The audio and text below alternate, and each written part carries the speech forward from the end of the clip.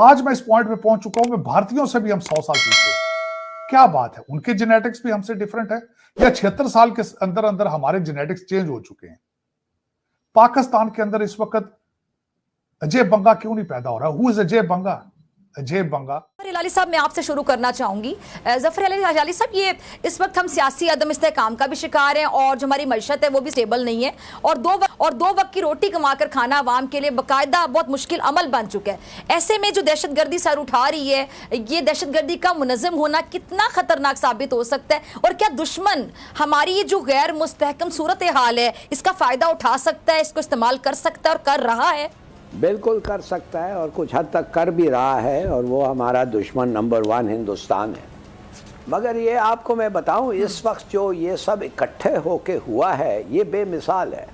मिसाल के तौर पे कि ये हमारा एक बहुत संगीन सा एक क्राइसिस है, इकोनॉमिक, एक टेरेबल क्राइसिस है पॉलिटिकल, और अब एक ह्यूज क्राइसिस आ गया है सिक्योरिटी। तो ये तो एक माने कि वो कहते हैं it's like a perfect storm. इससे क्या ज़्यादा टेस्टिंग चीज़ हो सकता है इस मुल्क के लिए? इकोनॉमिक, पॉलिटिकल और सिक्योरिटी।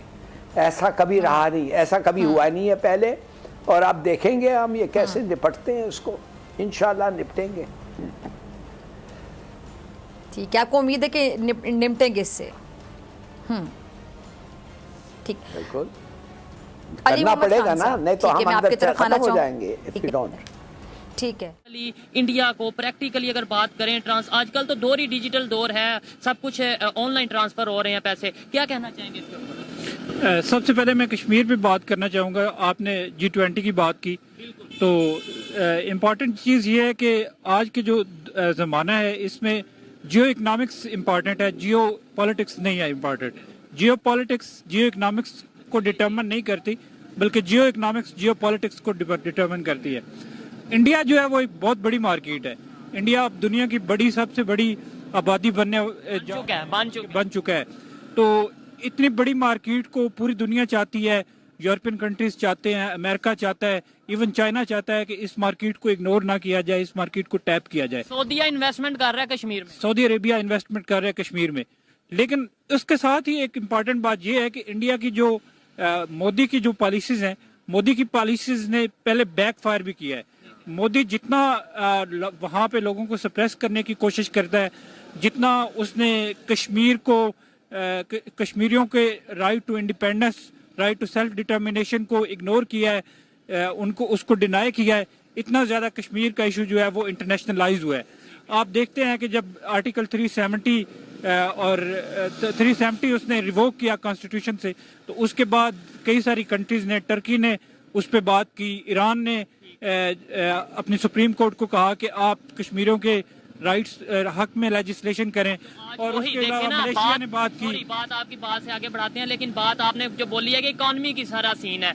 जिस टर्की ने, अगर आपने बोला स्टेटमेंट दी इंडिया के अगेंस्ट, वही आज ये कह रहा है कि इंडिया बेस्ट फ्रेंड, दोस्त वो जो मुसीबत में काम आए, जैसे वो ठीक है। इसके अलावा प्रोजेक्ट करने जा रहे हैं उनके साथ। ईरान की बात करें, Iran India gas pipeline project करने जा रहे हैं, यानी, और इसके अलावा अगर हम सऊदीया की बात करें, वो इतने ज्यादा इन्वेस्टमेंट कर रहे हैं, तो हम किस तरीके से कह सकते हैं कि भाई दूसरे कंट्रीज उनके अगेंस्ट? मेरे ख्याल से ये आपको समझ मेरे ख्याल से ये एक खुशाइन बात है। जब भी कश्मीर की बात हुई है, जब दोनों कश्मीर का कंपैरिजन हुआ है, तो पाकिस्तान ने हमेशा इंटरनेशनल कम्युनिटी को दावत दी है कि आए आप आज़ाद कश्मीर में, देखें लोग किस तरह से रह रहे हैं, उनकी एस्पिरेशंस क्या है, उनकी डिमांड्स क्या है। इंडिया ने हमेशा इवन के यूएन के मिशंस को, G20 की मीटिंग बुला, तो इंडिया ने यूएन के मिशंस को भी अलाउ नहीं किया। ये खुशाइंद है कि इंडिया ने G20 की मीटिंग उधर करवा रहा है। इससे फायदा ये होगा कि जो grass violations of human rights हैं, जो डंप्ड ह्यूमन बींग्स हैं, जो ह्यूमन ग्रेव्स हैं वहाँ पे, जो वहाँ पे एक मिलिटराइज्ड जोन है कश्मीर, मोर देन 7 लाख की वहाँ पे मिलिट्री है, जो पाकिस्तान की पूरी मिलिट्री से ज़्यादा मिलिट्री कश्मीर में डिप्लॉयड है।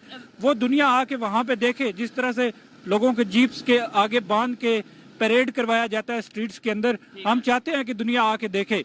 ये एक खुशाइन बात है कि इंडिया ने G20 की मीटिंग उधर करवाई है, ताकि इंटरनेशनल कम्युनिटी वहाँ पे आके देखे, इंटरनेशनल मीडिया वहाँ पे आए اور کشمیریوں کے جو ہیومن رائٹس وائلیشنز ہے وہ پوری دنیا کے سامنے ایکسپوز ہوں. اچھا اگر G20 کی میٹنگ وہاں پر ہوتی ہے اور وہاں پہ انٹرنیشنل میڈیا آ کے یہ بعد میں اسٹیٹمنٹ دے دیتا ہے کہ بھائی یہاں پر سب کچھ پیس کے ساتھ ہو رہا ہے, سب کچھ پورا امن ہے, پھر ہم کیا, پھر بھی ہم یہی سٹانس رکھیں گے. آپ نے بولا نا کہ اچھی بات ہے تاکہ دنیا دیکھے, دنیا نے دیکھ کے یہ بول دیا کہ کشمیر میں تو سب کچھ بہتر ہو رہا ہے, ڈیولپمنٹ ہو رہی ہے, پھر ہم کیا کہیں گے کہ دنیا بک گئی ہے.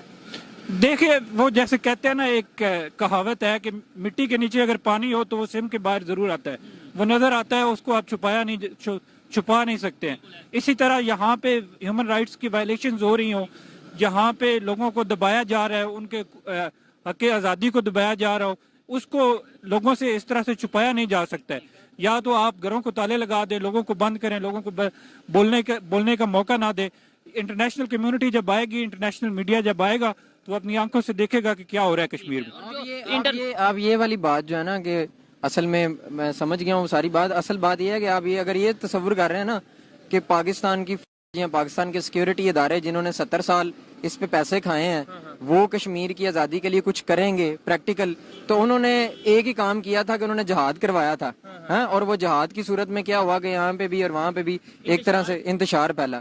تو پاکستان کی ملٹری کا کاروبار اس دن بند ہو جائے گا, اور انڈیا کی ملٹری کا بھی کاروبار اس دن بند ہو جائے گا جس دن یہ کشمیر ڈسپیوٹ ریزالو ہو گیا. تو یہ دونوں سائڈوں کے جو ملٹری دونوں سائڈوں کی جو ملٹری رجیمز ہیں نا, جو ملٹریز ہیں, وہ کسی طریقے نہیں چاہتی کہ یہ جو مسئلہ کشمیر ہے یہ حل ہو. اچھا لاسٹ پہ یہ بتا دیں, انہوں نے بولا 7 لاکھ سے زائد, کچھ لوگ تو 9 لاکھ بھی کہتے ہیں کہ بھائی انہوں نے اپنی فوج 9 لاکھ کے قریب فوج کشمیر میں رکھی ہوئی ہے یا وہاں پر انہوں نے تعینات کی ہے. آپ کو پتا ہے کہ ٹوٹل انڈیا کی جو آرمی ہے وہ کتنی؟ مجھے فیکٹس اینڈ فگرز آلموسٹ آپ کو پتا ہے جی more than 7 lakh ہے. نہیں اوور آل ٹوٹل جو انڈیا کی جو سی فوج ہے کتنی ان کی تعداد؟ نہیں, I would make a wild guess, مجھے نہیں پتا. تقریباً 13 لاکھ کے قریب ان کی جو سی ہے وہ ہے ٹوٹل. اب ایسا پاسبل ہے کہ 13 میں سے 7-8 لاکھ وہ کشمیر میں رکھیں؟ 7-8 لاکھ سے یہ جو مراد ہے نا, مطلب مجھے کیونکہ فگرز کا پتہ نہیں, تو 7-8 لاکھ سے مراد یہ ہے کہ تو یہاں 9 لاکھ بھی بتاتے ہیں لوگوں جتنی ریکوائرڈ ہے یا جتنی کسی بھی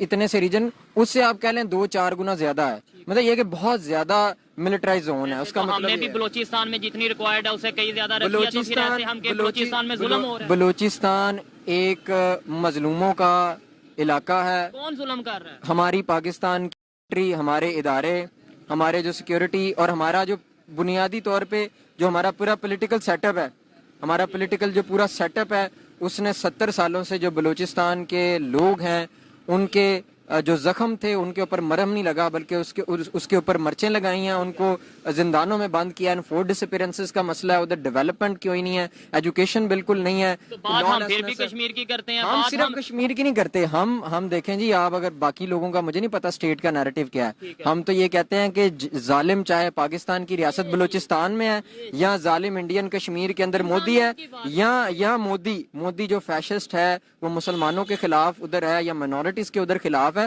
تو ہمیں یہاں پر جو احمدی کمیونٹی کے خلاف لوگ ہیں ان پر بھی بات کرنی ہے, جو بلوچستان میں ظلم ہوتا ہے اس کے خلاف بھی بات کرنی ہے, اور جو کشمیر کے اندر ظلم کا بازار گرم ہے اس پہ بات کرنی ہے. ہمارے لیے 2 کلاسیں ہیں, ایک مظلوم ہے اور ایک ظالم ہے. ہم مظلوم کے ساتھی ہیں, اس کے ساتھ کھڑے رہیں گے. اچھا لگا ان سے بات کر کے. آپ نے جو بولا 7 لاکھ سے زائد فورسز ہیں, انڈیا سے بہت لوگ دیکھتے ہیں اور ان کا یہ سٹانس ہوتا ہے, وہ یہ کہتے ہیں کہ یہاں پر ٹیررسٹ آ جاتے ہیں کشمیر میں, وہ بلیم بھی پاکستان کو کرتے ہیں کہ پاکستان کی سائڈ سے آتے ہیں, اس لیے ہم نے اپنی فورسز کو زیادہ رکھا ہوا ہے. اس کے اوپر آپ کیا کہنا چاہیں گے؟ یعنی ان کا جو جواز ہے, ان کا جو سٹانس ہے وہ یہ ہے. بالکل, اس میں سب سے اہم بات یہ ہے کہ یہ ہماری دونوں کنٹریز کا ڈائلیما ہے کہ ہم کوئی کسی کنونشنل وار میں جا نہیں سکتے, کیونکہ ہم دونوں نیوکلیر آرمڈ اسٹیٹس ہیں.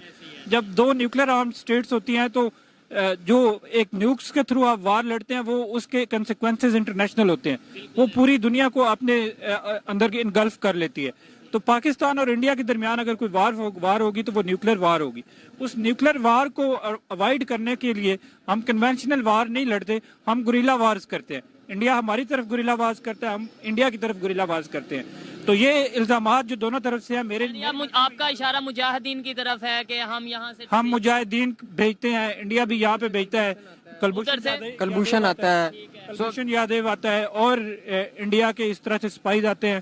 تو انڈیا بھی سیم پالیسیز فالو کرتا ہے, ہم بھی اس طرح کی پالیسیز فالو کرتے ہیں. امپورٹنٹ بات ہے یہ, جو پاکستان کے اندر ایک خاص طبقہ ہے نا جس کے پاس یہ سرٹیفکیٹ دینے کا رائٹ ہے فتوے کہ بھائی ہر کوئی راک ایجنٹ ہے, کوئی بات کرے گا راک ایجنٹ. ہاں یہ جو ہر کوئی کہتا ہے نا الطاف حسین پہ لگا راک ایجنٹ ہے, میاں نواز شریف پہ لگا, بے نظیر پہ لگا, بھٹو پہ لگا, عمران پہ لگا, فاطمہ جناح پہ لگا, جتنی پاکستان کی پولیٹیکل لیڈرشپ ہے اس کے اوپر لگا, اسٹوڈنٹ لیڈرز پہ لگا, لیبر لیڈرز پہ لگا, ہر تحریک کے اوپر لگا.